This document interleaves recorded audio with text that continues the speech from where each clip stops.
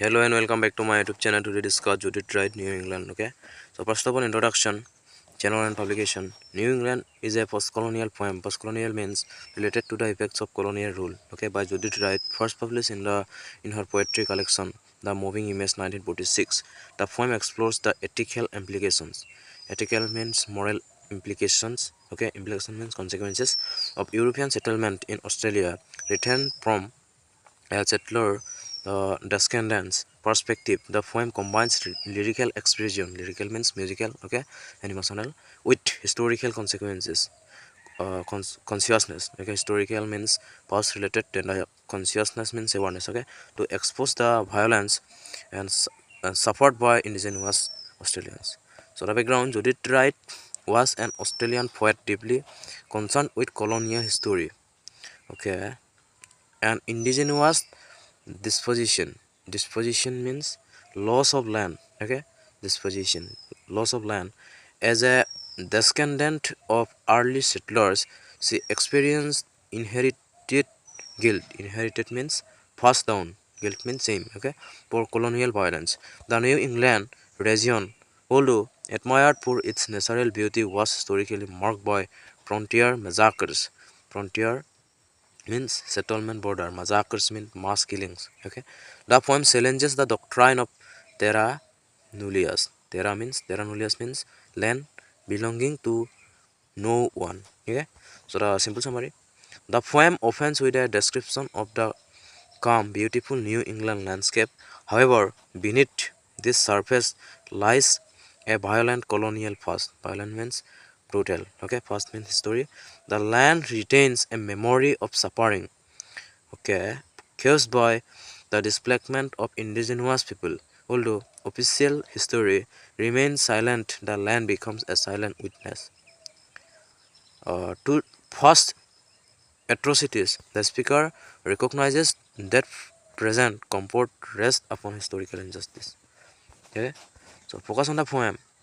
The poem focuses on the contrast means difference between natural beauty and historical violence. It highlights settler consciousness, settlers, colonizers consciousness and awareness, moral responsibility, ethical responsibility and duty, historical silence, absence story first, embedded trauma, that means deeply fixed trauma pain. Okay, so now come to the terms number one, colonial violence. The poem exposes systematic brutality. Systematic means organized, okay, brutality means cruelty, inflicted upon indigenous people during colonization.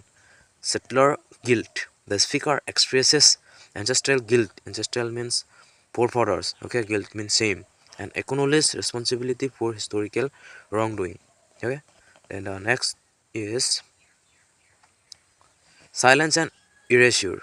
Indigenous voice are absent, symbolizing historical erasure. Erasure means removal. Okay, then historical means past related, and deliberate forgetting.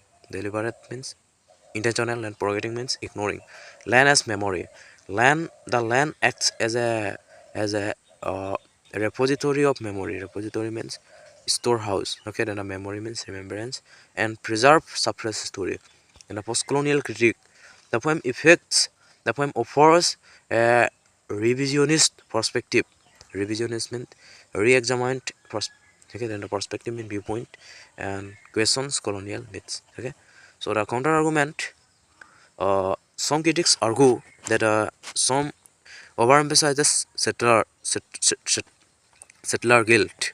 Okay, settler means colonizer and guilt means remorse, and fails to represent indigenous voice directly. They claim it risks appropriating suffering. Appropriating means taking over. Okay, and suffering here means pain. Okay, and rebuttal. However, this view overlooks the poem's self-critical stance. Self-critical, examining oneself stance means okay, position. Then right does not speak for indigenous people, but exposes the moral unease. Moral means ethical unease means discomfort. Okay, of settler identity.